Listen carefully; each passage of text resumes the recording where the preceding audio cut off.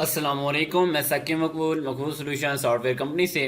आज की इस वीडियो में हम देखते हैं कि अगर आप सॉफ्टवेयर में कोई बैंक ऐड करना चाहें, यानी अगर आपके बिजनेस में कोई भी बैंक ट्रांजैक्शन होती हैं, आप बैंक से पेमेंट रिसीव करते हैं, बैंक में पेमेंट लगवाते हैं, वहाँ से कुछ निकलवा लेते हैं, विदड्रॉ या डिपॉजिट आप करना चाहें तो कहाँ से डिपॉजिट करते हैं, बैंक स्टेटमेंट्स आप निकालना चाहें या बैंक समरीज वगैरह देखना चाहें तो आप कहाँ से दे सकते हैं।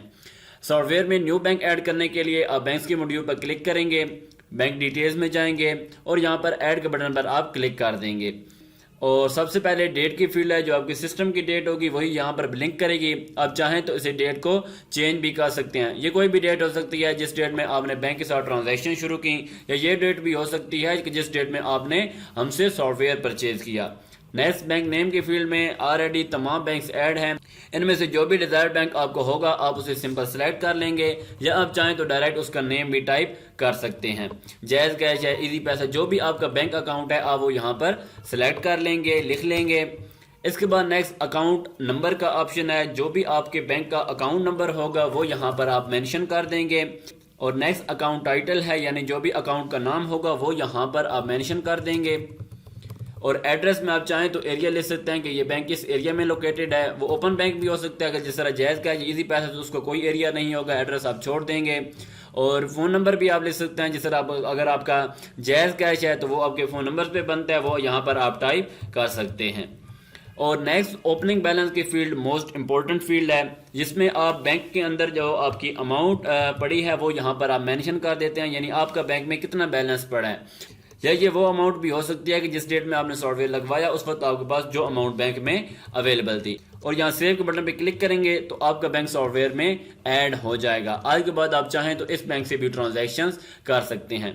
ओवरऑल करेंगे तो जितने भी बैंक आपने ऐड कर रखे होंगे वो आपके सामने शो हो जाएंगे।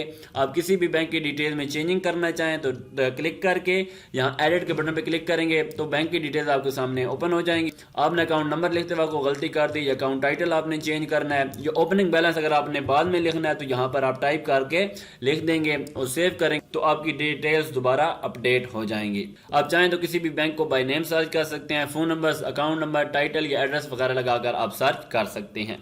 नेक्स्ट हम चलते हैं, आप अपनी अकाउंट्स की जो ट्रांजैक्शंस हैं, विदड्रॉ वगैरह या डिपॉजिट करना चाहें तो कहां से करेंगे। उसके लिए आप सिंपल बैंक स्टेटमेंट्स पे क्लिक करेंगे। यहाँ आपने जितने भी बैंक्स ऐड कर रखे होंगे आपके सामने शो हो जाएंगे। आप ओवरऑल करेंगे तो आपके पास जितने भी बैंक्स हैं, और अगर उनमें आपने कोई भी पेमेंट्स रिसीव की हैं या सप्लायर्स को पेमेंट्स थ्रू बैंक दी हैं, कुछ बिल आपने बनाए हैं जो बैंक के थ्रू बनाए हैं, तो आप जो भी यानी काम कर रहे होते हैं उसमें बैंक का ऑप्शन आपके साथ साथ चलता है। यानी यहाँ पे कैश का ऑप्शन भी होता है, बैंक का ऑप्शन भी है।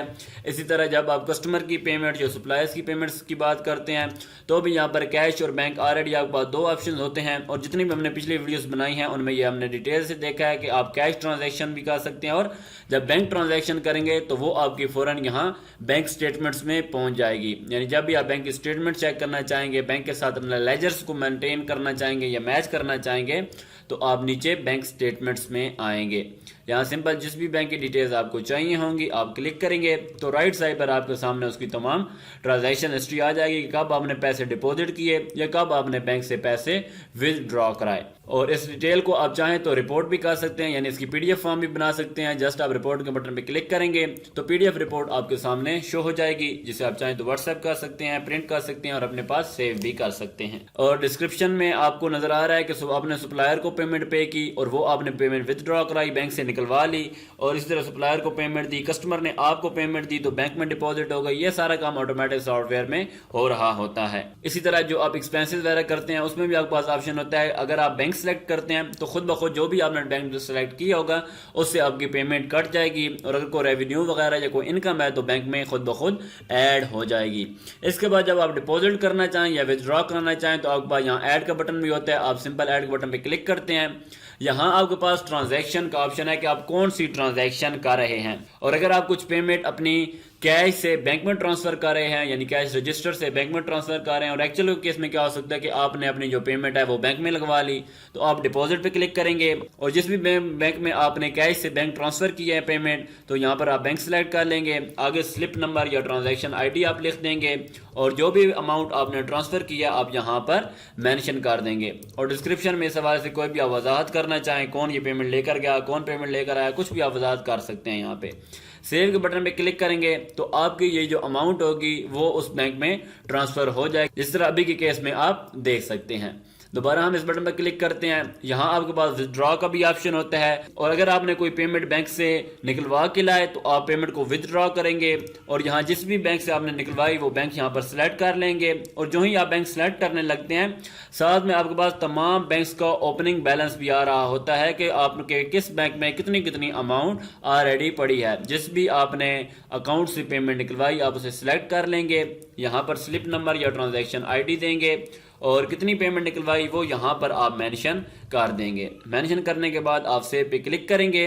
अच्छा, अगर आपसे कोई भी गलती हो जाए तो सॉफ्टवेयर खुद ब खुद आपको नोटिफिकेशन दे देता है, जिस तरह अभी के केस में वो हमें बता रहा है कि आपके बैंक में टोटल 80,000 यानी 80,000 रुपए अवेलेबल हैं और आपने लिखने में कुछ गलती की है, या आप दोबारा अपने ट्रांजैक्शन को देख लें। और जाहिर बात है अगर आपके बैंक में सिर्फ 1 लाख रुपए पड़े हैं तो आप 1 लाख से ज्यादा बैंक से नहीं निकलवा सकते। आप सेव के बटन पे क्लिक करेंगे तो ये अमाउंट विथड्रॉ हो जाएगी, यानी आपके बैंक से निकल जाएगी और इस ट्रांजैक्शन का आपकी कैश रजिस्टर पे ये इफेक्ट होगा कि बैंक से निकल कर ये पेमेंट आपके कैश रजिस्टर में पेमेंट इन के तौर पे आ जाएगी।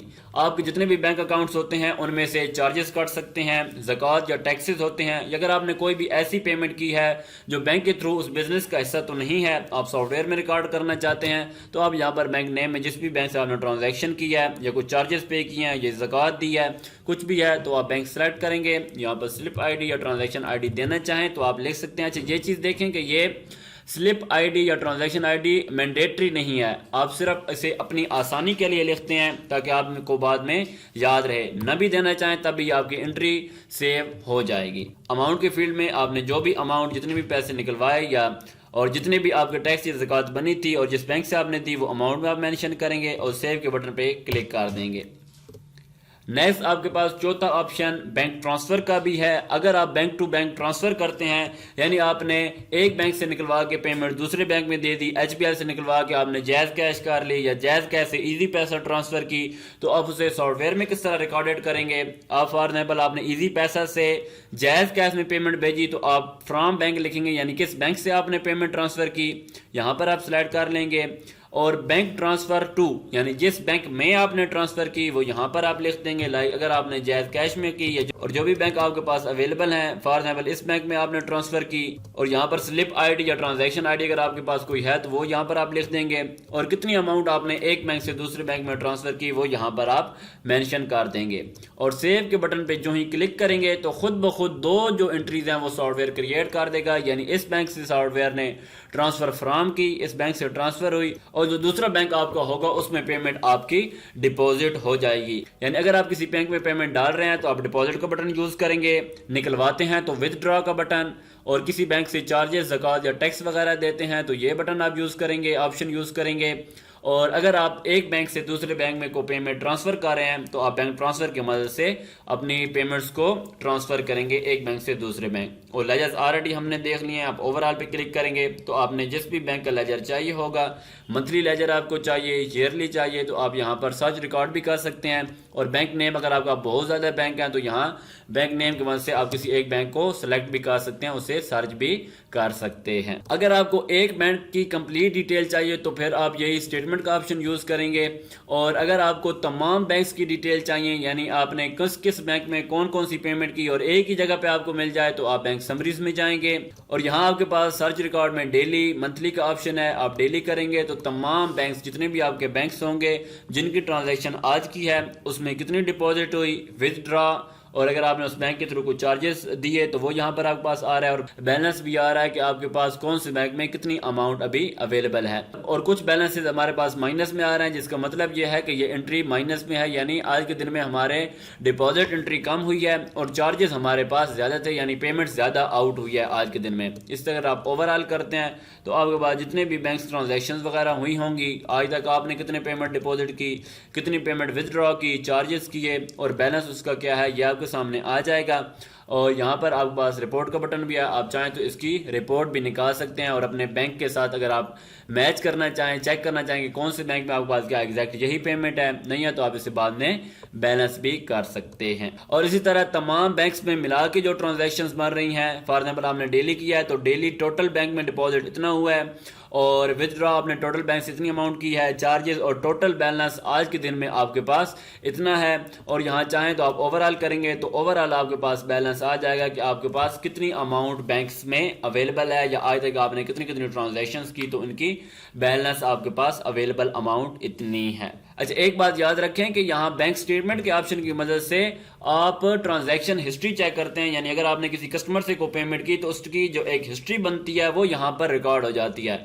इस ऑप्शन के थ्रू आप कस्टमर को या सप्लायर्स को पेमेंट लगवा नहीं सकते, उन्हें आप पेमेंट देने के लिए या उनसे पेमेंट लेने के लिए आप उनके अकाउंट में जाके पेमेंट करेंगे, जो ऑलरेडी हमने पिछले वाली वीडियोस में देख लिया है। आज के इस वीडियो में बस इतना ही, नेक्स्ट वीडियो में हम बाकी ऑप्शंस को भी देखेंगे। तब तक के लिए अल्लाह हाफिज।